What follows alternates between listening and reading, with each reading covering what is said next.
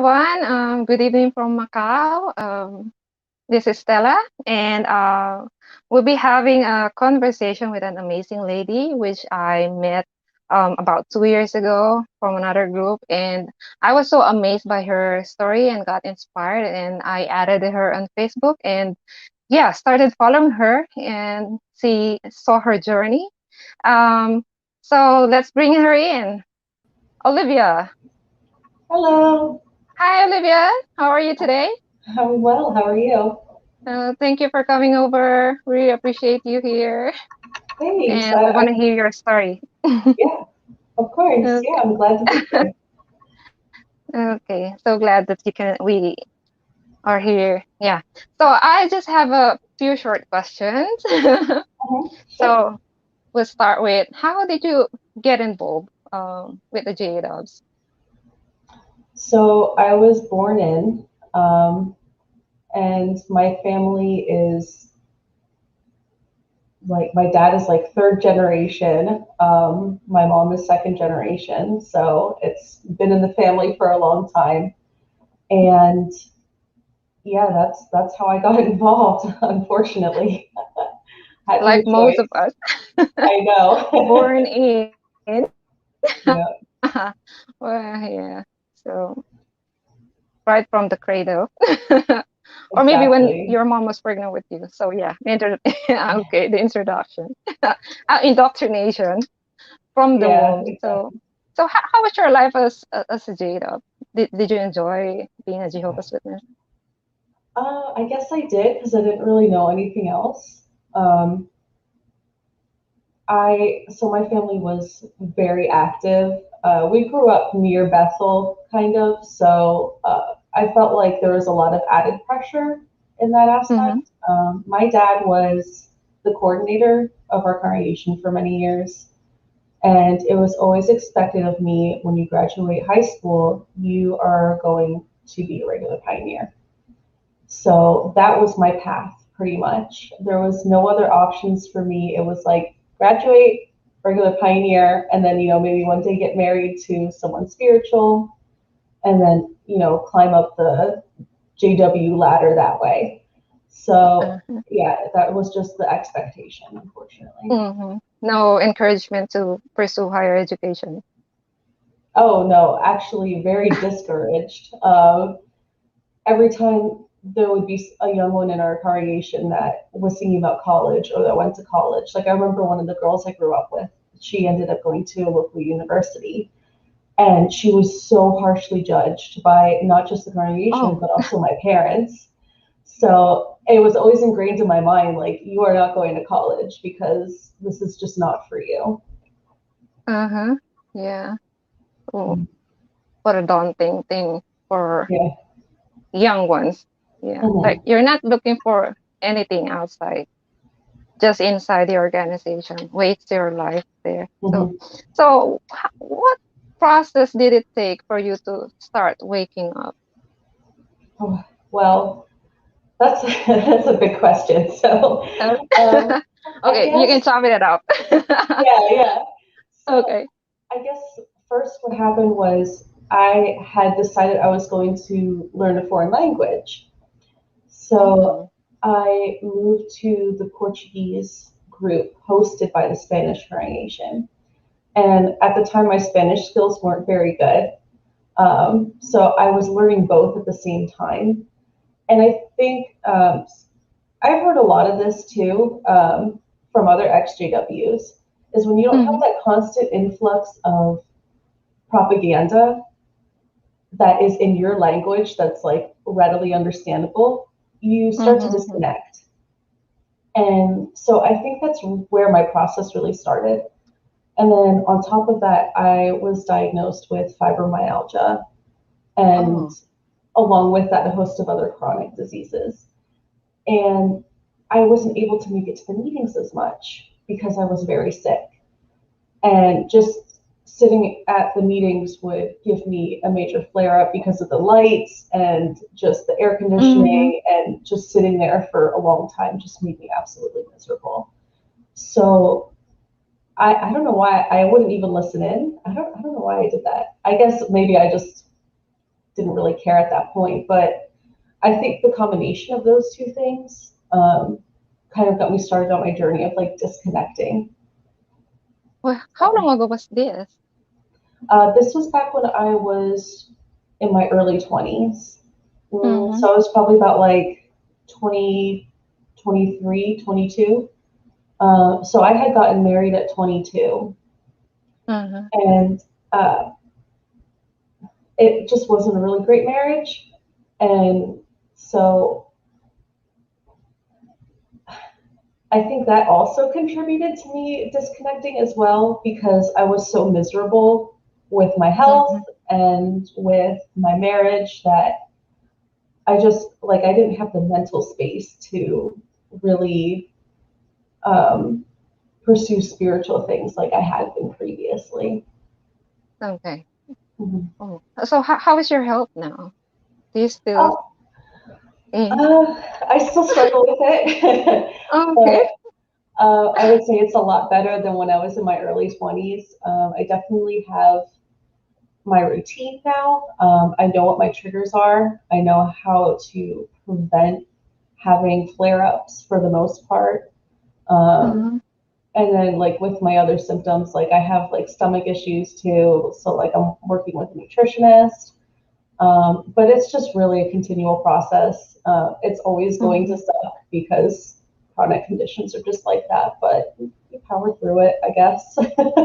Oh, yeah. So once it in you, it will never leave. It's part of you now since you Mhm. got diagnosed with that. Okay. But you're coping Yeah. very well. That- Yeah, I would Okay. say so. That's nice. As long as I Okay, keep my that's nice. stress levels down. Uh-huh. But Yeah. I cannot relate to that because I don't know how it feels to have that. Uh, yeah. But yeah, it's good that you are coping very well and you're able to enjoy things. Yeah. Okay, that's good. Okay. Yeah, for Well, sure. so yeah, when you started waking up, do you have any struggles about leaving the J-Dubs?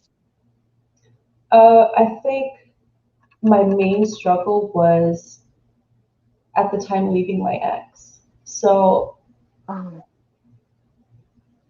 I was married for about 2.5 years mm-hmm, when I decided that I just couldn't take it anymore. Like he was emotionally abusive, and he just was very critical and demanding. And it, along with my health issues, it had just sent me into this like deep depression. And I just realized like I don't know. So I had taken a trip to Japan before I had left, and I realized that I didn't want to come back home. And I mm-hmm, think that that was my main um, wake up call. It was like, hey, you're really unhappy with your life. Like, you really don't want to go back. And so when I got back, I was even more depressed because I was like, well, I have nothing to look forward to now. This sucks. mm-hmm. But that had gotten me like kind of in the process of thinking like maybe I need to make some changes in my life. And I knew that the main change I needed to make was to leave my husband. Mm-hmm. But I also knew along with that would come leaving my family behind, leaving my friends behind. Mm-hmm. And I was willing to do that temporarily to get out of marriage. So Mm-hmm. I had every intention of leaving, getting this fellowship so that, we could both be free, get it done and over with, but then That's the coming only right way. back. Yeah. Yeah, exactly, unfortunately. Uh-huh. But then coming right back and being reinstated as soon as possible. Like I had no intention of staying out. And I think after I left him and I moved away, it took me time to really like get those thoughts out of my head like, hey, maybe you shouldn't like do some research, maybe you shouldn't go back. Mm-hmm. Yeah. Well, were you partly shunned when you left your husband, when you separated from him? Did you experience that? I experienced it actually before I left him, Oh. which was funny. So I like before I left him, I was already like not really going to meetings very much. Like everyone kind of knew that I wasn't doing well and Spiritually. You're weak. spiritually Okay. and mentally, which is the sad part because Mm, it's like you would think if someone's not doing well spiritually and mentally, you would want to give them support. I received no support from my family, no support from the people that I had called my friends. I'm not even going to call them friends because, like, they were just horrible. Like, they yeah. started punning me. And I hadn't even done anything at that point. But it was because I had the intention of leaving. And that was just a huge no no. And I was in the Mm, wrong because I wanted to leave, not him for being emotionally abusive and being manipulative and being a horrible person. It was me who was just trying to get out of a bad situation and just trying to mm. protect my mental health. So it was just really sad that like I had zero support, even from my parents, and it just was not fair at all. That I can relate with. I had the same experience about 10 years ago when I separated from my husband. I was also, I can call it softly shunned by the congregation because, when you leave your husband, you're going to be treated as a bad influence for the other sisters. Like it's going to give them something, oh, she can leave her husband, so we can live. Yeah. Yeah, so I became like a threat to the other sisters. So I I noticed it so quickly, the change of attitude toward Mm-hmm. me. Like It's it like was so night and day. sad. Yeah. Yeah. Yeah. I mean, even though I didn't do anything wrong, so I was partition, and it affected my kids as well. Like they're not looking forward to going to the Kingdom Hall. So I became physically out, mentally in J-Dub at that time because nobody's accepting me, nobody's supporting me. So I might just as well step back. So that's what happened to me. Yeah, Yeah. yeah, yeah. It's the same thing. Even though you're in the States and I'm in Asia, it's the same thing. Same That's what attitude. they do. Yeah. Yeah, same attitude, same attitude. So Yeah. how did you end up in Singapore, by the way? So that's a long story. um, so I'm uh, curious about that. yeah. Hmm. So when I when I came back from Japan, like I had mentioned, I was in this deep depression, right? Hmm. So I started like playing video games and like meeting people online, and I had met this guy online from Singapore, and I wholeheartedly do not recommend this. Do not just go meet up Okay. with people online. Okay. I'm prefacing my story with this because, like, in hindsight, I'm like, wow, what I did was pretty risky and kind of dumb. Like, I definitely don't recommend it for anyone else.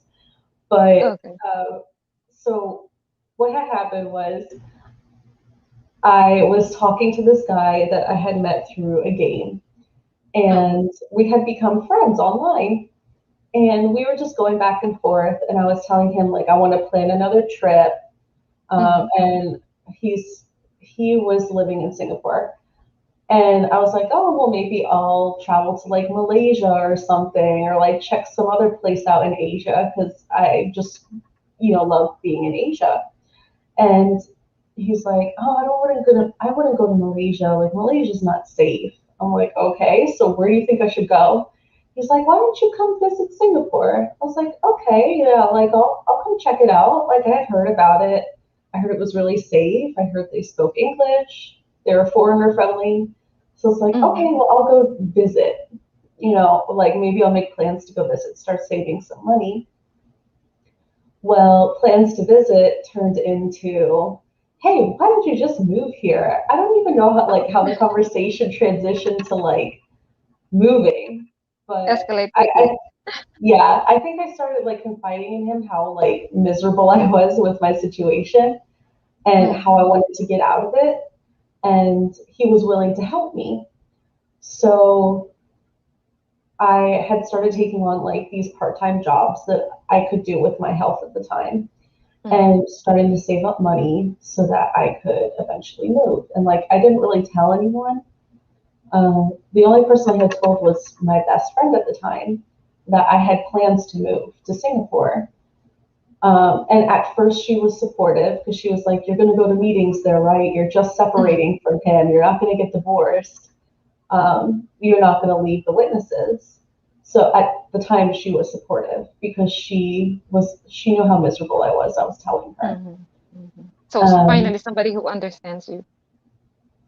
for the moment, Okay, for the moment.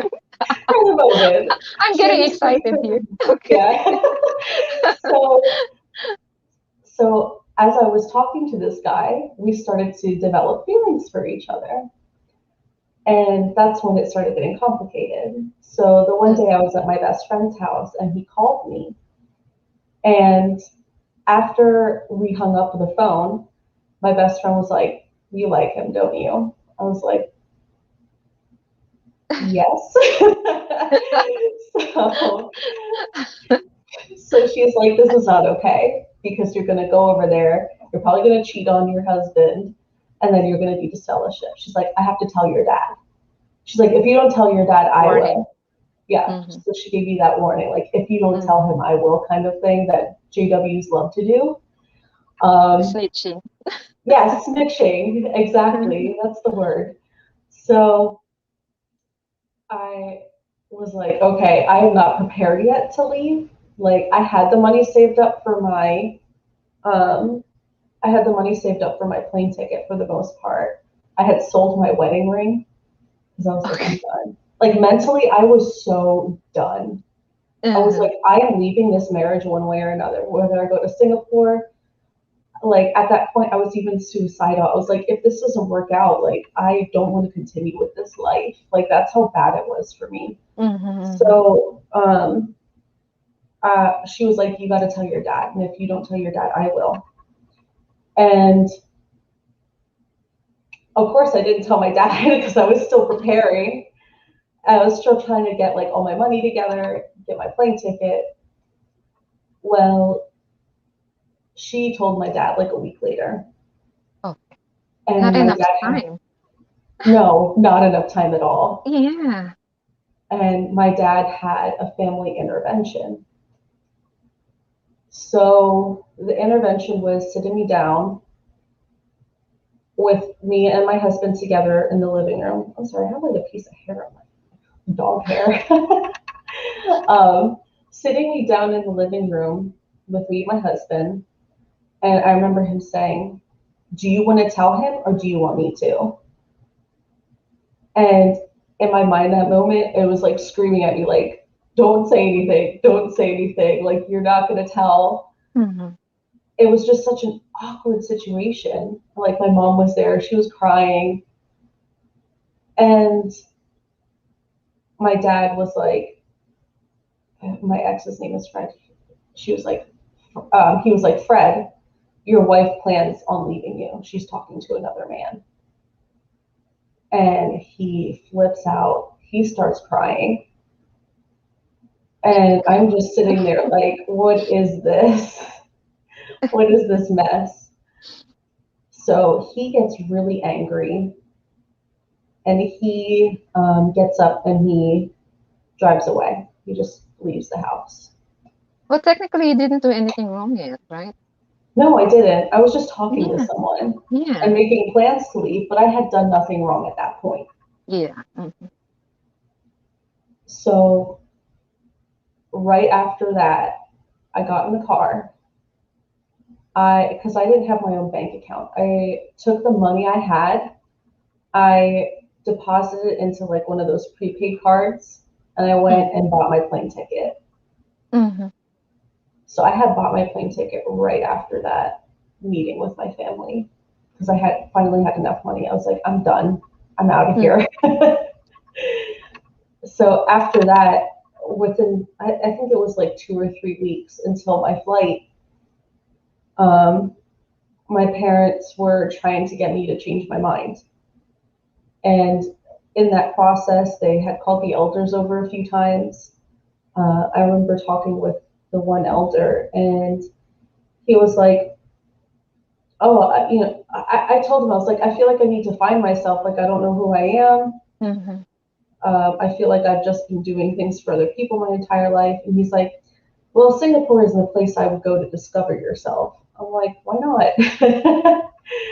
So they were really trying to talk me out I of think they know that J-dubs are banned in it. Hmm. Singapore.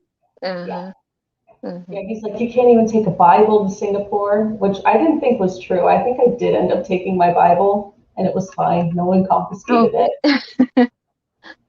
Like they were just being overly dramatic. But yeah, I knew JWs were banned, but Mhm. I had this plan. I was like, oh, I'm gonna travel over the border to Malaysia and go to a congregation there once a week. Mhm. It wasn't a really good plan because it would have been really complicated with my like I would have been a tourist going in and out of Mhm. Singapore and Malaysia every week. It just would have been weird. Uh-huh. Um, anyway, so the elders were trying to talk me out of it. My parents were trying to talk me out of it. And at the same time, I'm still talking to this guy in Singapore. And he was telling me he was into like some illegal stuff. And Oh. I'm like, okay, in Singapore, that can be anything. That could be like selling chewing gum. So Uh-huh. I was like, what is this guy doing in Singapore that's so illegal? Because there's really not much you can do in Singapore that's illegal. They're very strict there. They're very strict. Like, Yeah. if they catch you with any sort of drugs, like, it's death penalty. So, like, I Mhm. don't think Mhm. he's a drug dealer. I mean, that would be really, really stupid. So I didn't think he was into anything really serious, but he was like, yeah, like right now I'm doing some illegal stuff and I'm in the process of like quitting. And Okay. I have to go to Malaysia for a few days to talk to my boss. And I was like, this Mhm. is really weird, but okay. And I was at the point where like everyone was starting to soft shun me. And I was like, okay, if this isn't going to work out, I don't know what I'm going to do with my life because I've already ruined my relationship with my ex. I ruined my Mhm. relationship with my parents, like Family. Yeah. completely broken their trust. And my friends are already shunning me. And I'll probably at least get reproved because, me and this guy were sending messages back and forth. And like, I just don't think this is going to end well. So, right around the time that he told me that, it was like a week before my flight.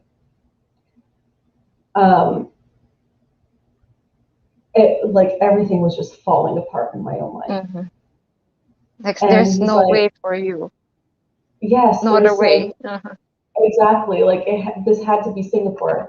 So when he told Mhm. me that, he's like, "Well, you could always come. Like the room is available to you if I'm not here." He's like, "I don't know." He was really dramatic about it too. He was like, "I don't know if I'll make it out of Malaysia. I don't know if I'll make it Okay. back to Singapore."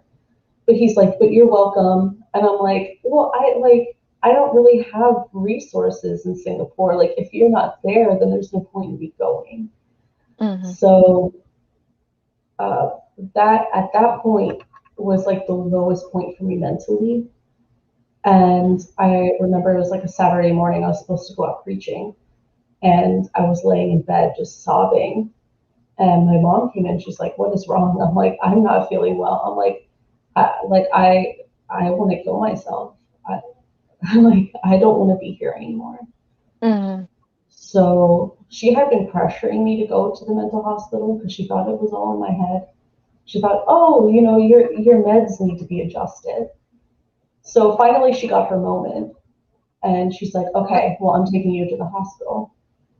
it's like gaslighting you in the process. It What she is. Yeah. Uh-huh. She's great at gaslighting. Yeah, Yeah. she's really good at it. Yeah, Uh-huh.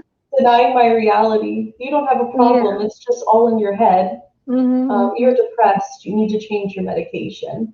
Oh goodness. Yeah. I think because she also didn't want to take responsibility for the harm she was causing as well. That's a Mhm. whole other story. Anyway, so she took me to the hospital and they admitted me for a few days just to watch me. And while I was there, they had me talk to a therapist. And essentially what the therapist had said to me was like, "You're fine. Oh. You're just under stress."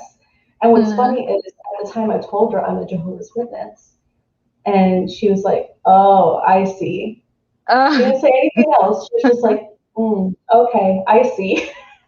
And like in hindsight, like looking back at it, she I'm knows. like, she knew. She She knows. knew it was up. She knew it was up, but Mm-hmm. she didn't say anything, which I almost wish she would have at that point.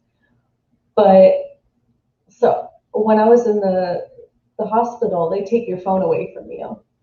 So I was having this crisis where like I couldn't find out how my friend was doing in Singapore, if he was okay, it made it back, and I was freaking out. So I told the Mm-hmm. therapist all this, and she's like, "Okay, well we'll let you have your phone for a little bit." So I checked my phone, I checked my email, and he had emailed me. He's like, "Hey, I'm back in Singapore. Is everything okay? I haven't heard from you in a few days. Just let me know what's going on if you're still coming," because it was like a week before the flight. Mm-hmm. And I messaged him. I'm like, "I'm fine. I'm so glad you're okay." I'm like, "I'm so happy right He's now." alive. Yes. So like I had a break from my family for a little bit, and like everything was going okay at that moment. You Uh, see a light at the end of the tunnel. yeah, the light at the end of the Yeah. tunnel, exactly. So I had gotten out. Well, okay, so when I was in there, I had written the whole story down because I'm like, I've been gaslighted so much. I don't think I'm going crazy. So Mm-hmm. I wrote everything down and I put it in like my personal folder. Like they gave me like this folder of like stuff. I don't even Mm-hmm. remember documents. And to me, that was like very personal, right? So I get home and they separated me and my ex because my ex we had lived upstairs from my parents. Like we rented Mm-hmm. the top two floors. Well, he was up there and then they had me in the basement, which was my brother's room at the time. So they had me staying there. They flew my aunt in from Florida, my dad's sister, and they were trying to all convince me to like not go. They got the Bibles out. They were reading me scriptures. Goodness. Yeah, they were Bombarding like, you. yeah, bombarding Ganging me. It up was, on you. yes, exactly. And Uh-huh. it was totally, I mean, I was overwhelmed. Suffocated. The word. Exactly. Yes, Uh-huh. suffocated. Um, so I was in the basement. I was staying with my aunt, and I guess my mom had found that folder, Mm-hmm. and she read Oh, through everything I wrote down, they're good took at that. took pictures of it, Oh shit. and sent it to my ex. My ex did not handle that well at all, obviously. And Uh-huh. it was just a total invasion of privacy. I felt so violated after that. Mm-hmm. And not only that, like they had hacked into my email. They hacked into like all I my can like imagine. Facebook, my chat accounts, Mm-hmm. and changed my passwords Oh. because they didn't want me contacting this guy. Uh-huh. They took my phone away. Or no, they didn't take, yeah, they did. They took my phone away. They took my computer away. They took the car away so I couldn't go to my job Everything. and make money. They took everything away from me in hopes that Mm-hmm. it it would like push this thing out of me. When in fact, like by them taking away my autonomy, I wanted to go that much more because I was like, how do I live like this? How do I live without the trust of my parents or the Mm-hmm. trust of my ex? And how do I live with the fact that they broke my trust like completely?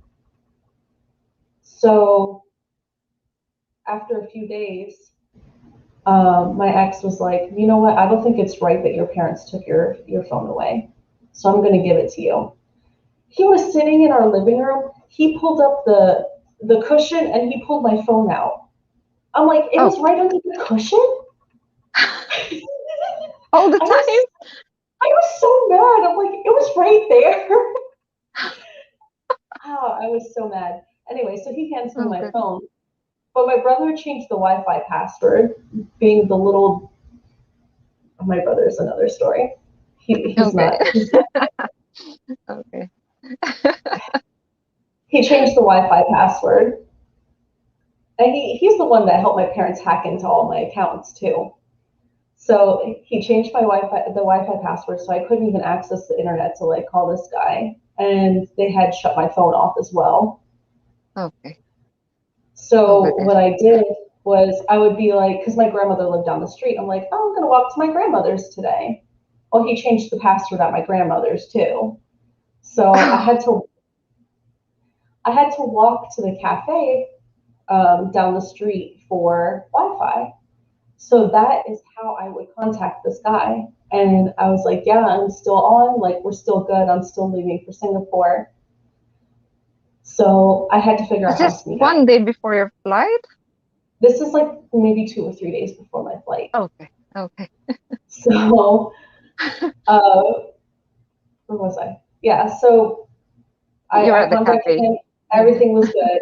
We were still on. Okay. The problem was trying to escape from my house with no car because my parents Mm-hmm. took my keys away. So the day I was supposed to leave, I packed everything in my duffel bag. I put it in one of those big, like blue IKEA bags, covered Mm-hmm. it with coats, and I told my ex that I was going to go to see my massage therapist. I was going to have my Mm-hmm. weekly massage appointment, Mm-hmm. and I had my bag. I was like, oh, I'm also going to stop and donate these old winter coats. Oh, Yeah. So ready excuses. yeah, so I put my bag in the trunk with my old winter coats in it. And this was actually the day before my flight because my flight was at in the morning at like 7, 8 in the morning. This was the day before in the afternoon. So, and I also told them I was going to stop and get something at the grocery store. So this gave me enough time where like I could be gone for a while and they won't know that I'm gone. Mm-hmm. So I get Mm-hmm. in the car and I drive over to the phone store. I get a new phone number and I print out my plane ticket. Because I'm Yeah. like, you know what? I don't trust just having it on my phone. I don't know why. I was like, I did my pre boarding. I'm like, you know what? I need a paper copy of this. I don't know, something in Mm-hmm. my gut just told me I needed a paper copy. So they printed out my boarding pass. So I get to the airport. I lived in Eastern Pennsylvania at the time, like Allentown. And so from Allentown to Newark, New Jersey, where the flight was, it's like an hour and a half. Okay. Long So drive. yeah, it was a bit of a long drive. Mm-hmm. So I got up there. By the time I got up there, that's when they were starting to wonder where I was. And they were trying to get a hold of me. But I had changed my phone number, so they couldn't call Wise me. girl. Yes. Yeah, they couldn't reach me. They didn't know my new phone number. So I left everything in the car. I parked the car at the airport parking lot. I left everything I didn't Mm-hmm. need in the car. And I think I even left the keys in the car because I'm like, I don't Okay. need the car. I'm done with it. And I went into the airport and I waited. It was probably like 7 in the evening. Mm-hmm. I waited in the airport until midnight. And I waited Oh. in like the baggage claim area because I'm like, if someone does come looking for me, they're not going to go to baggage claim first. Mm-hmm. I Mm-hmm. don't know. That was just my idea. Anyway, so I waited baggage claim until midnight. And then I knew at midnight I was able to check in and go through security. So midnight went through security. And at that point, it was just like this big, like, relief. Like this Mm-hmm. wave of calm just came over me because I'm like, okay, I'm past You've security. done Like it. they, Uh-huh. yeah, I've done it. Like they can't get me here. They can't get past security unless they buy a plane ticket. I'm like, I'm sure they won't Mm-hmm. do that. So I waited all night in the airport until my flight. So I go to check in for my flight, like I go to board the plane, and they're like, we don't have you on the like the Oh. roster. And I'm like, I have my boarding pass printed out right here. I don't know what you're talking about. And they're like, okay, that's odd. No problem. We'll add you right back on. So I got on that plane. I had two other layovers, one in Chicago and one in Tokyo. And each time the same thing happened. They're like, you're not on the roster, like I don't see you here, but we'll add you on because obviously like you got here somehow. So that ended up not being a non-issue. Like I got on the plane okay because I had printed out that boarding pass. Good for you for printing that out. Yeah. So I made it to Singapore. Um, I had about $20 in my bank account because I wasn't able to work beforehand. Mm-hmm. And right when I landed in Singapore, my friend picked me up. And from there, like I had to find a job and figure out how I was going to support myself. Mm-hmm. And it took me about a month to find a job. I applied for like over 700 jobs. And the problem was that to get a specific pass, Mm-hmm. they didn't have like it was harder to get the pass that I needed because I technically didn't have the schooling for it, but also like they don't give you like they only give you a certain allotment of those spots for each Mm-hmm. employer, and you have to have a certain amount of employees. So it's just really Mm-hmm. specific. It did take me a while to get a job once I got there, and but once I found a job, I was like, okay, we're good. I got a Uh-huh. job. You got a We're place. Yeah. I have a place. I'm safe. Mm-hmm. Mm-hmm. Um, yeah, so that was my journey, just getting out of the country. Run away. Run away. Run away. Yeah, Yeah. run away from home. Adult Yeah, version. successful runaway. Yeah. So, did you like your stay in Singapore? How long did you stay there, by the way? Singapore. So the first time I was there for 3 months. Uh-huh. And what happened was the job didn't really work out. It was like commission based. It was at a staffing agency, Mm-hmm. and I was not doing very well with making commission. So they let me go, which was fine because that job, it was draining me. I mean, I was Oh, getting up at like 5 in the morning, getting on the subway for an hour, working until like 8 at night, getting on the no. subway back home for another hour, and Mm-hmm. then just going to sleep right away. Okay. No So time for yourself. no, and then I had to work weekends as well. Mm-hmm. So I was like, this is not really going to work out. Anyway, um, so I was there for another month, and then my parents bought my plane ticket back home because they just wanted me to come and like settle everything. They didn't want me to back with my ex, but they wanted me to come and settle everything. And but in the meantime, I was meeting people, I was like dating, I was having a good old time. You're Uh, enjoying it. I was enjoying my freedom, Yeah. and I had met my husband now. Um, so we were just friends at the time, um, and like didn't expect that it was going to go anywhere because he knew I was moving back to the States, Mm-hmm. and like I didn't think I was going to be back in Singapore. So we just knew it was very like temporary, and we were just gonna have fun with each other, hang out. And when I was leaving, I was crying because I was like, I'm really gonna miss him. He was like my best friend there, Mm-hmm. and You like found we were yourself just in both, Singapore. yeah, we were just both Mm-hmm. so torn up about it. And so I came back. I met with the elders. I got this fellowship officially because the elders had also been harassing me while I was in Singapore. They kept calling me. The one elder, he was like, "Did you cheat on your husband?" Mm-hmm. Like he's asking me this over the phone. I'm like, "Yeah, I did."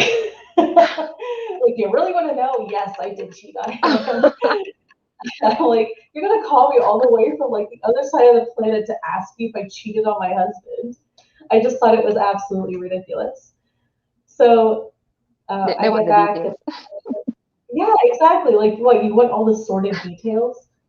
But it's funny Yeah. because when I met with the elders, I had mentioned to them that I had also like been seeing other guys, and I remember Oh. the elder that had been calling me in Singapore. He was like, he said something to me, and it really bothered me. He said, "If you had kept your faith, none of this would have happened." Like something along those lines, and that just like dug into me because I'm like, none of you supported me when I was in a deep depression. And yet you're saying it's my fault because I didn't keep my faith. This is not my fault. Like Ano- in the back of my mind, I knew like this was not my fault. Like I didn't feel bad for leaving my ex at mhm. all. And he was making Another me feel like gaslighting.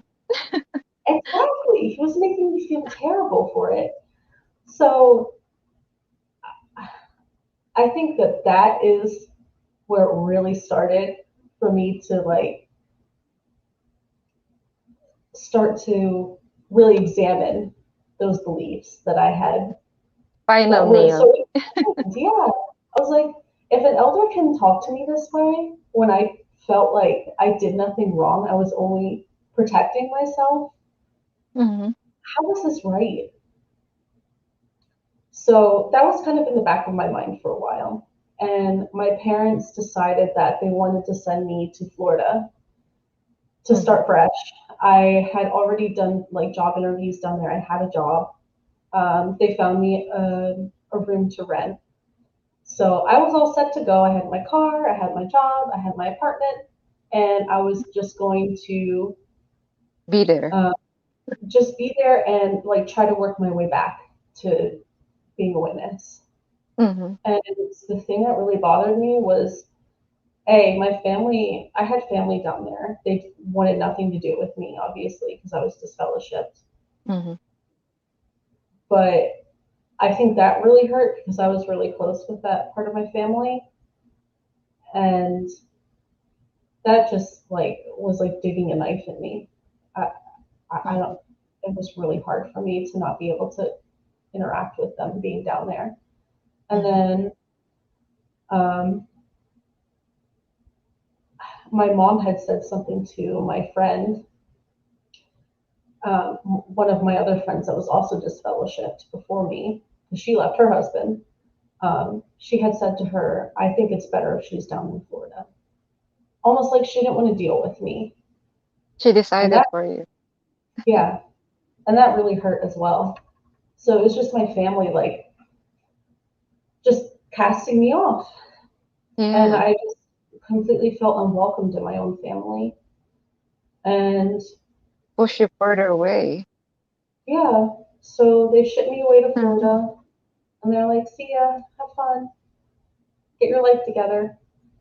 Hmm. And I was extremely lonely. But at the same time, I was also still talking to my husband, Hmm. you know, That's good. That's good. in Singapore. So we were still communicating. He would wake up early every morning to call me. And so we would chat every day. And he was like, why don't you move back to Singapore? I was like, oh, but I just moved to Florida. Like, let me save some money. I want to make sure like I have some money saved in case things go wrong or whatever, because I'm not going to rely on my parents. Hmm. So I was like, give me 6 months. So 6 months turned to 3 months. 3 months turned to 1 month. Oh. And 1 month turned to, hey, why don't you just come next weekend? He's like, I'll just buy your plane ticket. He terribly So missed you. yeah, we both missed each other. So it was a Mhm. huge leap of faith. I was like, I have no idea how this is going to work out. But I know like I really care about him and he cares about me. So I moved back to Singapore and I lived there for another 9 months with him. And we came back to the States and got married. And then that's Oh, it. That's our story. happy, yeah, happy ending. Yes, for Oh, sure. so And so oh, sorry, go okay, ahead. go on. No, go No, ahead. no, you go on. I was just Um, gonna ask. After uh, that is when you started going back to school. yeah. After. So Uh-huh. I started when I was in Singapore. When I left, I knew I wanted to be a teacher. Mhm. Because even when I was a witness, I was like, I really want to be an English teacher because then I can like move anywhere in the world and I can teach English. Um, Dream job. so yeah, so that was my Uh, goal. I was like, I'm gonna move somewhere. Like I really wanted to go to Japan. It's like I want to mhm. move to Japan and teach English. So I started my degree when I was in Singapore, and then when I came back to the States, I was working full time and doing my degree online, my bachelor's degree. It was a lot of work. Yeah, Yeah. So you finally yeah, you achieve your dream, getting yeah, higher education. Yeah. And yeah, somebody for sure. encouraged you. I mean, your husband encouraged you to do that. Yeah, he was a huge Oh. encouragement. He was also a main reason why I woke up. Uh-huh. Was like he had never heard of the witnesses, and I kept thinking like he is such a good person, and like he has such a good heart, but he's not a witness, and Technically, he'll be dead in Armageddon. exactly just because he never had the chance to hear about Jehovah's Witnesses because Mhm. they're not really much of a thing in China. I'm like this just isn't really fair to him. So that's when I really started questioning my beliefs. Plus, he's atheist as well, and he's really into science. And so I started doing like a lot of like scientific research and Mhm. like educating myself, and it just slowly devolved from there. I'm like my beliefs just started crumbling, Mhm. and it was like I don't even know how to explain the process. Like I even found out about like JW facts. Like I was looking on the JW facts website a lot. I was watching like Lloyd Evans videos at the time, Mhm. and it just all started falling apart for me. I'm like, I can't go back to this. Yeah, it's like a domino effect. Once you Mhm. go out there and do your research, everything will fall down. Mhm. Everything will tumble down. Yeah, same thing that Exactly. happened to me.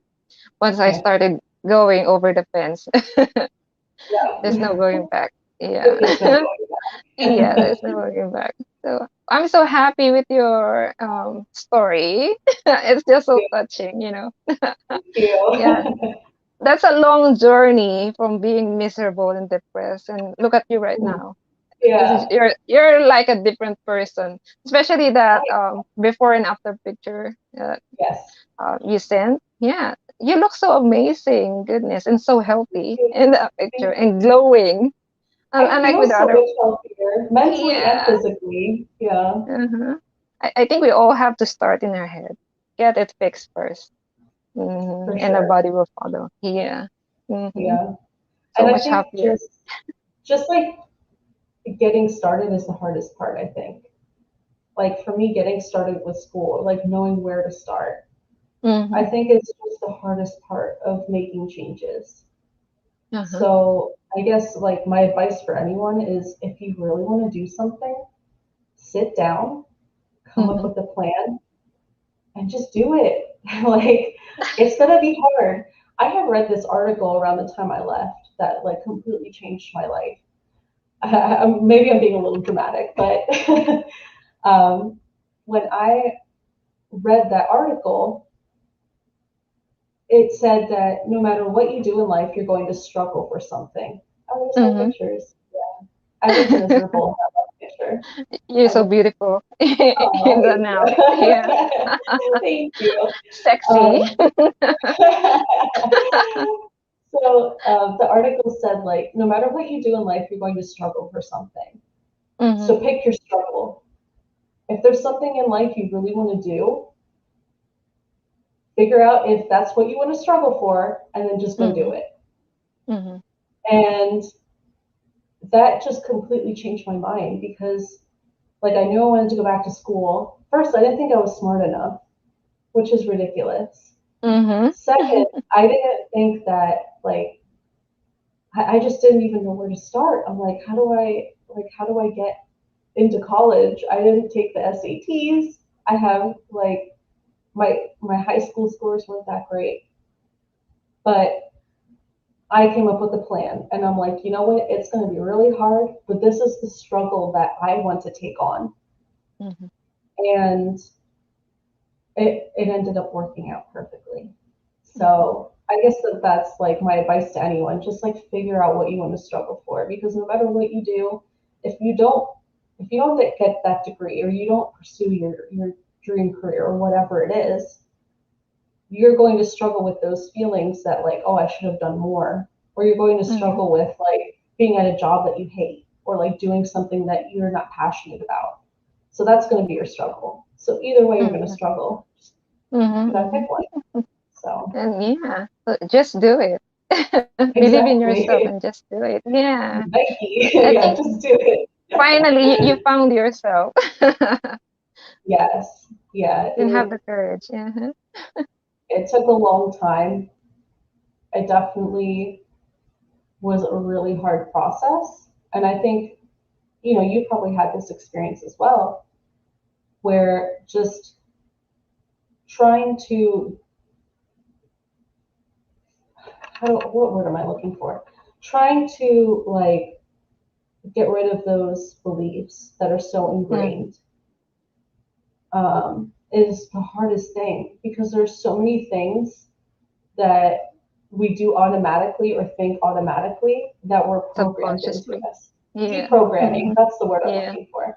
To Yeah. deprogram is so hard.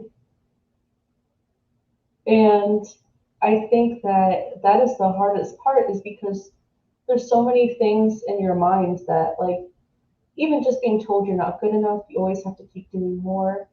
Mhm. That's very toxic. That's something Mhm. that I really struggled with. Just realizing that I am enough as I am, um, You're and good that enough. I exactly, you're good enough, because you're never told that as a witness. Mhm. You're never told, hey, you're good enough. You're doing a really great job in life. Oh, Like when we were witnesses, we're not doing enough. exactly, you're never We're doing not. enough. Yeah. So just realizing that if you're trying your best, you're doing your best, like you are good enough. And also Yeah. just like you're valid. Like I think that as a witness, you're also taught to like put yourself second to everything else. Um, Sacrifice. exactly. Your own Mhm. needs and wants are on the back burner constantly. Mhm. And that was also really hard for me, because I like, too, I'm like a natural people pleaser. So I think after I left, I was just like trying to find something else to replace that, because I Mhm. didn't want to think too hard about my own wants and needs, because that was too difficult for me. Mhm.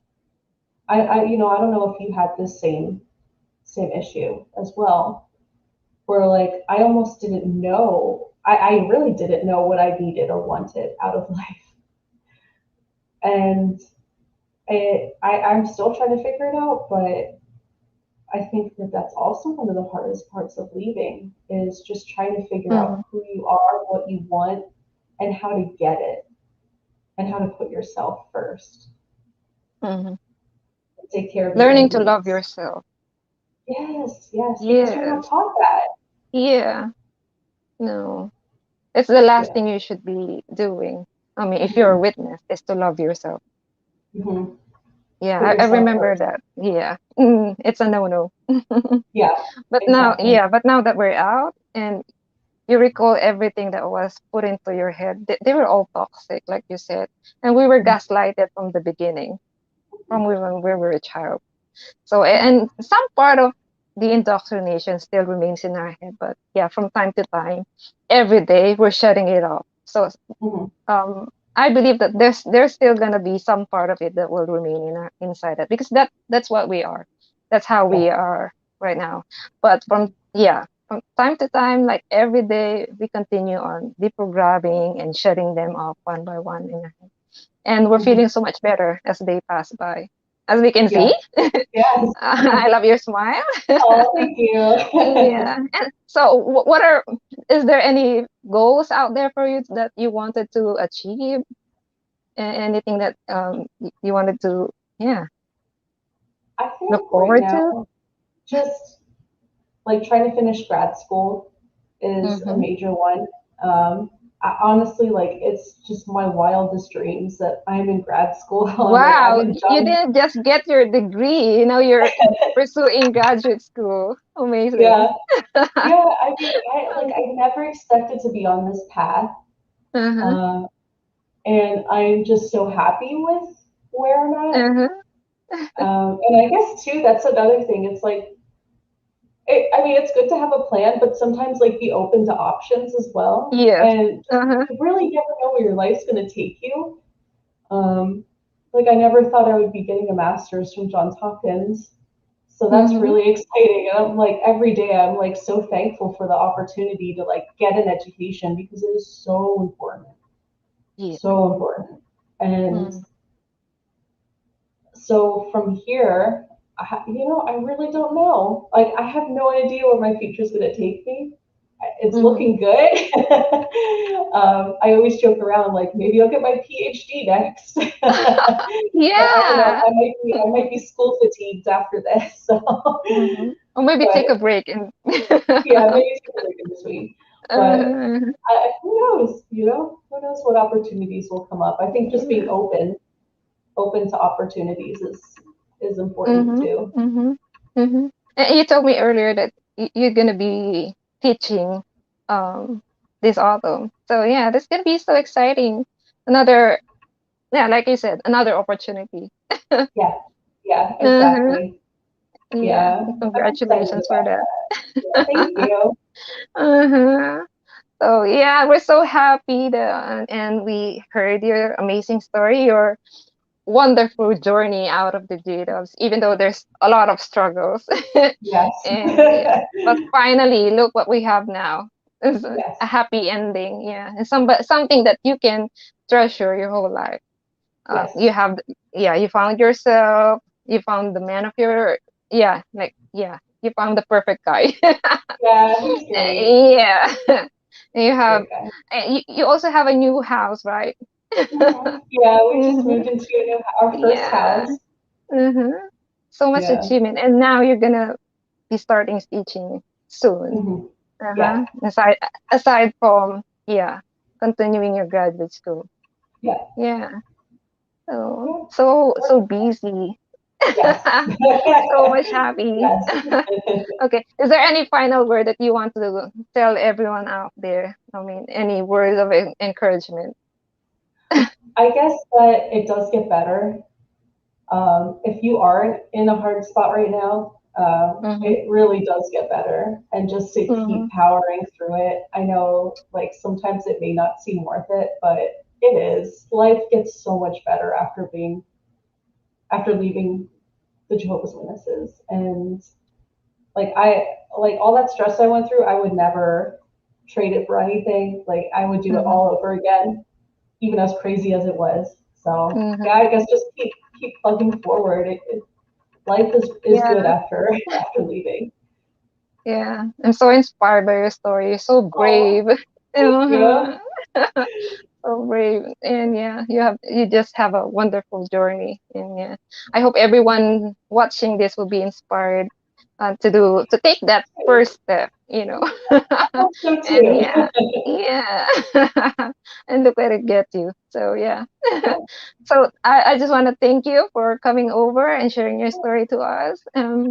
Really enjoy this conversation, and Thank you give for our having greetings me. to your, yeah, give our greetings to your lovely husband. I will. I I forgot, will. yeah, I forgot to ask the name of your dog. You have a dog, right? Yeah, his name is Potato. Potato. Okay, regards to Potato as well. My husband So named him. okay, okay. So I hope everyone enjoyed this live stream, and yeah, looking forward to the next live stream. And so yeah, thank you for coming and thank you for watching. See you on the next one. Bye for now, everyone.